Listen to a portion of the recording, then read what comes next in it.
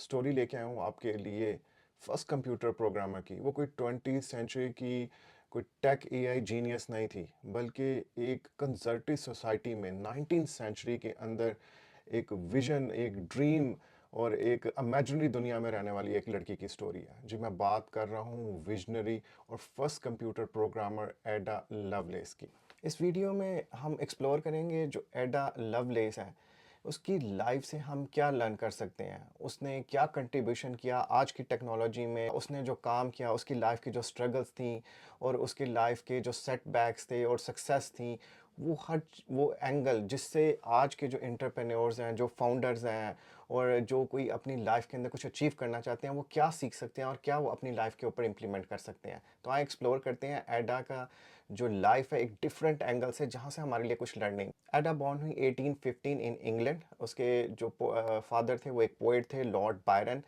UK में काफ़ी famous और उन्हें कंट्रोवर्शियल पोएट के तौर पर रिकग्नाइज किया जाता है। जो मदर है उनकी एनस बेला, उसने एडा को एज अ सिंगल पेरेंट जो है उसने उसकी अपब्रिंगिंग की है। उसके जो फादर थे, उसकी एडा की बर्थ के 5 वीक्स में उसे छोड़कर चले गए। तो सारी रिस्पॉन्सिबिलिटी उसकी मदर के ऊपर आ गई। उसकी मदर ने बहुत अर्ली एज के अंदर जो उस टाइम के ऊपर टॉप ट्यूटर्स थे, लॉजिक, मैथमेटिक्स, साइंस के, वो हायर किए और एडा को उसके उनके अंडर दिया। तो एडा जो है वो उसने जो अर्ली एज में ही ये सारी चीज़ें जो है उसने पढ़ना शुरू कर दी। तो ये तो थोड़ा सा था, मैंने लिटिल बैकग्राउंड आपको दिया इंट्रो उसका कि एडा लवलेस का जो है वो कहाँ से बिलोंग करती थी और कैसा था उसका जो चाइल्डहुड है। लेकिन अब हम मेन पॉइंट पे आते हैं कि उसकी लाइफ को इस तरह से जानते हैं कि हम क्या लर्न कर सकते हैं, क्या चीज़ें हैं जो उसकी लाइफ से हम सीख के अपनी लाइफ में एज आ हम जो भी अपनी लाइफ में करना चाह रहे हैं, हम किसी चीज़ को फाउंड करना चाहते हैं, कोई नई चीज़ इनोवेशन करना चाहते हैं, हम कोई बिजनेसमैन हैं, एंटरप्रेन्योर्स हैं, तो वो कैसे अपनी लाइफ पे वो चीज़ें हम इम्प्लीमेंट कर सकते हैं। तो एक्सप्लोर करते हैं इसमें कि एडा की लाइफ, एडा लवलेस की लाइफ से हम क्या सीख सकते हैं। ऐसा नंबर वन है, ड्रीम बिग, थिंक अहेड। 12 साल की एज में एडा लवलेस ने एक बुक लिखी थी, फ्लाइलॉलॉजी। आप इमेजिन करें कि 12 साल की बच्ची एक बुक लिख रही है और उसके पीछे कॉन्सेप्ट क्या है। कॉन्सेप्ट है एक फ्लाइंग मशीन, एक स्टीम इंजन पे चलने वाली। वो उन दिनों एक बुक्स जो है वो रीड कर रही थी और स्टडी कर रही थी, एनाटॉमी ऑफ बर्ड्स। और जब उसने बर्ड्स को वो स्टडी कर रही थी, वहीं से उसने इमेजिन किया कि एक ऐसी मशीन होनी चाहिए जो उड़ सके और उसके बिहाइंड जो है एक स्टीम पावर्ड इंजन हो। और इसी कॉन्सेप्ट को लेकर उसने जो है एक ग्रुप्स के साथ, उसके फ्रेंड्स और उसके सर्कल में दे वहाँ पे उन्होंने मिल के एक बुक राइट की थी, फ्लाइलॉलॉजी। एक बड़ी फेमस वर्क है एडा लवलेस का। और आप ये इमेजिन कर सकते हैं कि अर्ली चाइल्डहुड में ही उसका जो विजन था, उसकी जो थिंकिंग थी, वो कितनी बियॉन्ड थी, वो कितना आगे का सोच रही थी। ये एक चीज़ है जो उसकी लाइफ से है कि आप जो भी आप अपनी लाइफ में आप करना चाह रहे हो, फ्यूचर के मुतालिक जो है आपका एक जो विजन है, एक जो एक पर्सपेक्टिव है, सोच है, वो बिग होनी चाहिए। जब आपके पास एक विजन और एक गोल होता है ना, तो फिर उसे अचीव करने के लिए आप अपने छोटे-छोटे स्मॉल स्टेप्स उठाना शुरू कर देते हो। लेकिन फर्स्ट स्टेप यही है कि जो एक ड्रीम है, एक जो विजन है ना, वो आपका बिग इनफ हो, जो आपको चैलेंज दे और आप उसे जब फुलफिल करें तो आपको उसको मज़ा। Lesson number 2, turning challenges into strength. एडा का जो एक बहुत बड़ा उसका चैलेंजेस थे लाइफ के, वो उसकी हेल्थ थी।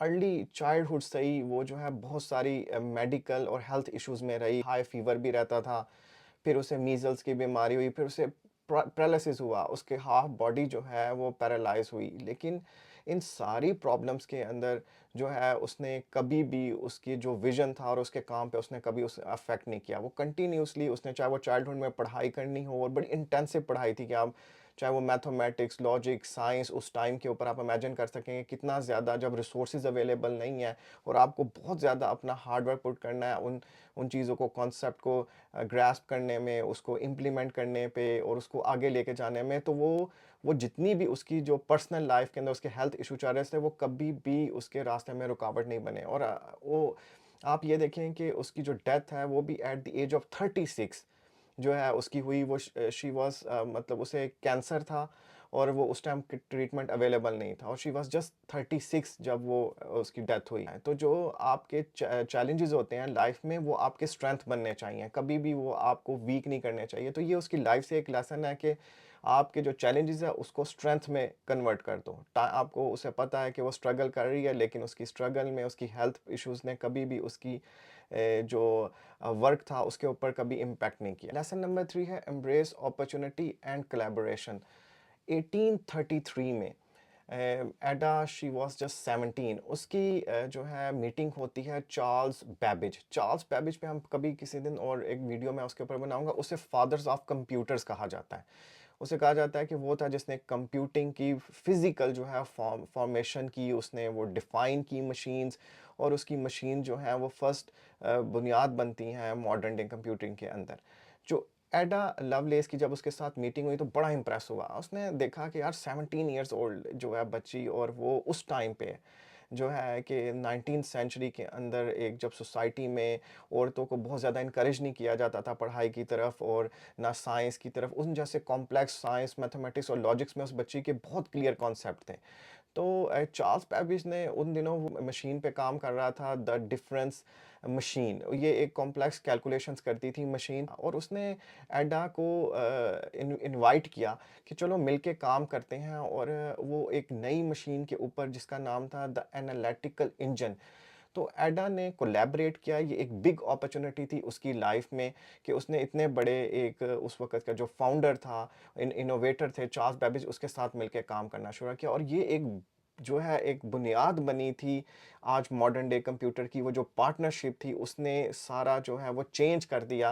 वो टेक्नोलॉजी, उसके मीन्स, जो एडा ने उसमें अपना कंट्रीब्यूशन किया द एनालिटिकल इंजन में, वो अमेजिंग था। उसका मैं थोड़ा सा आपको बताता हूँ कि ड्यूरिंग जो वो वर्क कर रही थी उस दौरान एक इटालियन मैथमेटिशियन थे, उन्होंने एक आर्टिकल लिखा था द एनालिटिकल इंजन के ऊपर ना, उसको एक्सप्लेन करते हुए कि यार वो क्या है। उन्होंने अपनी लैंग्वेज के अंदर उसको राइट किया, गुई मेम्बारा जो है ना उनका वो नेम था। और एडा ने जब वो आर्टिकल पढ़ा उसने कहा व्हाई नॉट कि मैं इसको थोड़ा ट्रांसलेट करूं। और वो जो ट्रांसलेशन थी, एडा ने वो ट्रांसलेशन जब अपनी उसको कंप्लीट किया, उसे इंग्लिश में लिखा, तो वो उन उस ट्रांसलेशन को ना सिर्फ करने के बाद वो रुकी नहीं, बल्कि उसमें फर्दर उसने नोट्स लिखने शुरू कर दिए। उस एनालिटिकल इंजन को एक्सप्लेन करना शुरू कर दिया। वो जो नोट्स थे, वो जो उसने एडिशन इंफॉर्मेशन और नोट्स तैयार किए, वो फर्स्ट कंप्यूटर एल्गोरिदम कहा जाता है। जी बिल्कुल, वो नोट्स जो एडिशनल वर्क, जो उसकी थॉट थी, जो उनको रुकी नहीं वो उसको एक्सप्लेन करते हुए, बल्कि वो आगे गई उन चीज़ों को एक्सप्लेन करते हुए फर्दर, वो फर्स्ट कंप्यूटर एल्गोरिदम के तौर पर जाने जाते हैं। तो वो बुनियाद बनी आज मॉडर्न डे कंप्यूटिंग के ऊपर। और ये एक हम आज के जो दौर के हमारे इनोवेटर्स हैं, फाउंडर्स हैं, उनके लिए ये एक लेसन है कि भाई आप जब काम कर रहे हो और अगर आपको अपने से बेटर कोई ऐसा पर्सन मिले जिसके कॉन्सेप्ट और जिसकी सोच आपसे भी ज़्यादा आगे है, या वो आपको लगता हो कि वो अगर आपके साथ, अगर आप उसके साथ कोलैबोरेट करते हैं तो वो आपको एक एडवांटेज दे सकता है, आप अपना जर्नी को तेज़ी से जो है कंप्लीट कर सकते हैं। तो कभी भी कोलैबोरेशन से हेजिटेट ना हो, पार्टनरशिप्स बनाएं, एक दूसरे के साथ मिल के कोलैबोरेट करें, और जो आप इन्हें इनोवेशन करनी है उसको तेज़ी से उसके ऊपर काम करें। और वो आप जब बहुत सारे माइंड्स मिलते हैं ना तो बहुत सारा गुड वर्क जो है वो प्रोड्यूस हो जाता है। Number 4, think beyond the present. इसमें जब एडा काम कर रही थी अपने एनालिटिकल इंजन के ऊपर, तो उसने कहा यार ये मशीन को हम खाली कैलकुलेशंस और इन्हीं चीज़ों के लिए क्यों यूज़ करें, क्यों ना ये मशीन जो है ये आर्ट का वर्क प्रोड्यूस करे। आर्ट थ्रू मशीन्स जो हैं वो बनना चाहिए, और ये मशीन जो है हमारे और बहुत सारे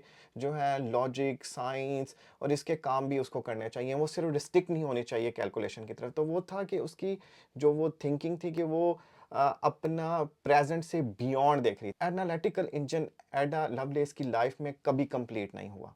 उसने सिर्फ एक अपना फर्स्ट कंप्यूटर एल्गोरिदम लिखने में कंट्रीब्यूट किया। उसने एक एक विजन देखा कि भाई मशीन को हम और किस तरह से मल्टीपर्पज़ के लिए यूज़ कर सकते हैं और उससे क्या और बेटर काम ले सकते हैं। लेकिन उसकी ये जितनी सारी जो इसकी विजन्स थे, उसके जो ड्रीम्स थे, कभी उसकी लाइफ में कंप्लीट नहीं हो सके। ये उसके सेंचुरी बाद जाके कहीं मॉडर्न डे कंप्यूटर की बुनियादें पढ़ना शुरू हुई और वो चीज़ें बनी जिसे आज हम पर्सनल कंप्यूटर कहते हैं, तो इसका ख्वाब एडा लवलेस ने वो 19th सेंचुरी में देखा था।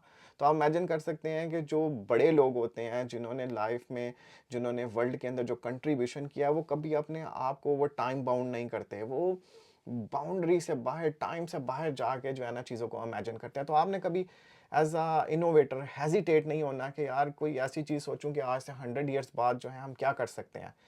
जो भी आपके ज़हन में है, हो सकता है आपकी वो थॉट, आपकी वो सोच किसी दूसरे के लिए जो है वो आने वाले टाइम में उसी थॉट को पकड़ के वो उस चीज़ को इन्वेंट कर दे, लेकिन आपकी रिकग्निशन उससे कभी ख़त्म नहीं होएगी। वो हमेशा आपके साथ जो है वो उसको जोड़ा जाएगा कि हाँ, इसका एक ख्वाब जो है ना आज से 100 ईयर्स पहले एक बंदे ने देखा था, उसने ये बात कही थी। पॉइंट नंबर 5 है बिल्ड अ लेगेसी।